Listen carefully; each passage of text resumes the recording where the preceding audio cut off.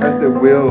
গত এক বছরে শুধু ভিসা বাতিল করেই ইউরোপীয় ইউনিয়ন ইইউ আয় দেখিয়েছে ১৩ কোটি ইউরো, টাকায় যা প্রায় ১৭০০ কোটি টাকা।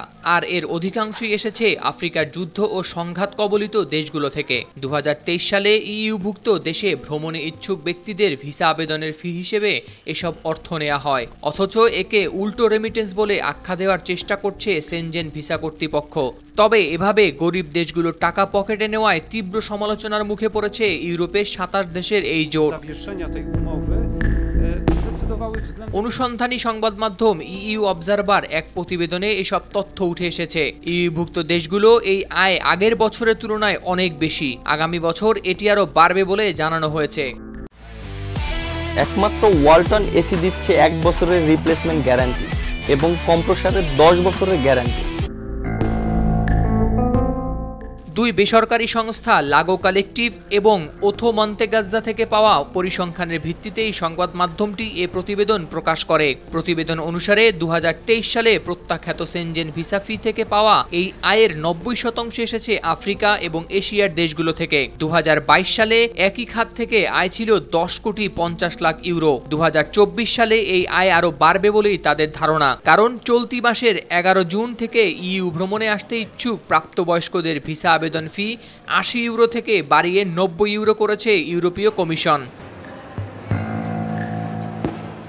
ইউরোপীয় ইউনিয়নের বাইরে প্রতিবেশী যুক্তরাজ্য প্রত্যাখ্যাত ভিসা ফি থেকে গত বছর সর্বমোট আয় করেছে ৪ কোটি ৪ লাখ পাউন্ড। তবে এটি শুধু ব্যবসায়িক বা ভ্রমণের উদ্দেশ্যে আসতে চাওয়া মানুষদের দূতাবাসে জমা দেওয়া ফির হিসাব। যদিও এখানে আবেদনকারীর ফাইল গুছাতে এবং বিভিন্ন এজেন্সিকে দেওয়া খরচের হিসেব উল্লেখ করা হয়নি।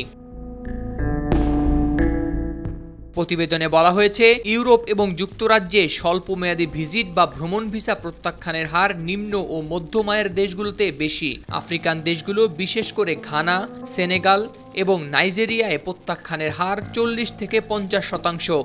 লাগো কালেকটিভের প্রতিষ্ঠাতা এবং ওডিআই থিঙ্ক ট্যাঙ্কের সিনিয়র ভিজিটিং মেলো মার্তা ফরেস্টি ইইউ অবজারভারকে বলেন, ভিসা বৈষম্যের খুব স্পষ্ট পরিণতি রয়েছে এবং বিশ্বের সবচেয়ে দরিদ্রদের এটিতে মূল্য দিতে হয়। প্রত্যাখ্যান হওয়া ভিসার খরচকে ওইসব উল্টো রেমিটেন্স হিসাবে ভাবে, যার অর্থ দরিদ্র দেশগুলো থেকে ধনী দেশগুলোতে রেমিটেন্স প্রবাহিত হওয়া। আর্থিক সাহায্য বা অভিবাসন নিয়ে আলোচনা করার সময় কখনো এই খরচ সম্পর্কে শোনা হয় না। তবে সময় এসেছে এটি নিয়ে চিন্তাধারা পরিবর্তন করার বলে মন্তব্য করেন এই থিঙ্ক ট্যাঙ্কার।